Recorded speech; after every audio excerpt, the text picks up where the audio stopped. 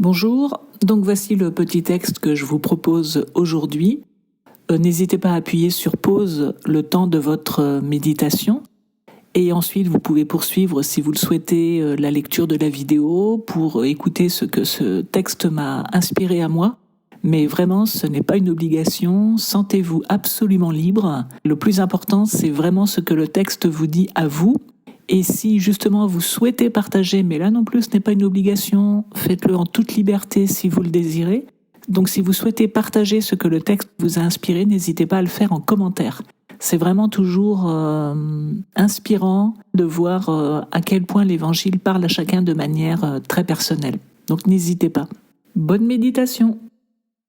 Alors pour moi, dans cet évangile, Jésus profite vraiment de ce dernier repas qu'il partage avec ses disciples pour leur montrer vraiment que c'est lui le Messie, qu'ils ne doivent pas douter, et que maintenant la source de vie, c'est lui. Ce n'est plus la loi qui avait été donnée par Dieu à Moïse, ce n'est plus toute la première alliance avec toutes les prescriptions, etc., c'est lui qui vient quelque part en accomplissement des Écritures, en accomplissement de la loi. Et en fait, quand on regarde les notes de ce petit passage, c'est intéressant parce qu'on voit plusieurs références.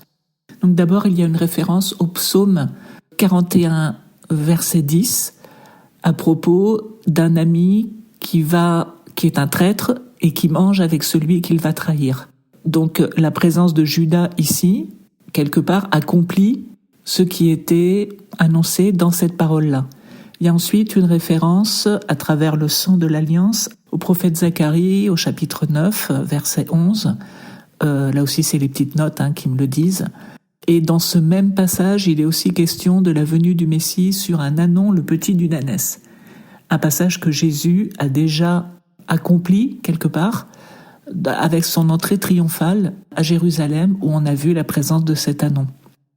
Le sang de l'Alliance scellé entre Dieu et le peuple à travers Moïse et par le sang d'un sacrifice, c'est ce qu'on retrouve en Exode 24, le sang d'un sacrifice des taureaux. Donc en fait, Jésus est vraiment en train de dire, voilà, toute cette première alliance s'accomplit en moi. Et la source véritablement de vie, maintenant, c'est moi. Et de fait, il prend un symbole de vie très fort, qui est le pain.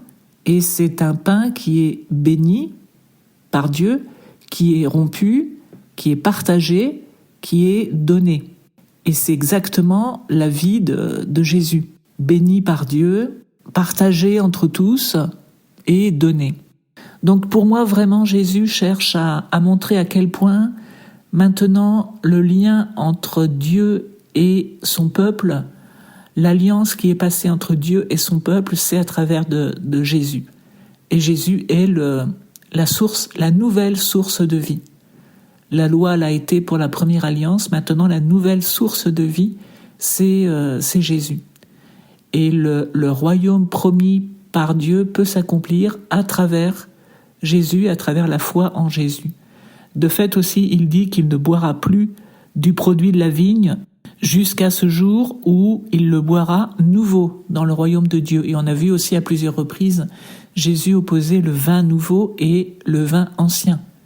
Donc voilà, pour moi, c'est vraiment Jésus profite de ce dernier moment avec ses disciples, qui sont tous juifs, rappelons-le, pour leur dire, voilà, vraiment, le Messie attendu, c'est moi, la nouvelle source, la nouvelle alliance entre Dieu et son peuple, c'est moi. Ça passe par moi, c'est moi.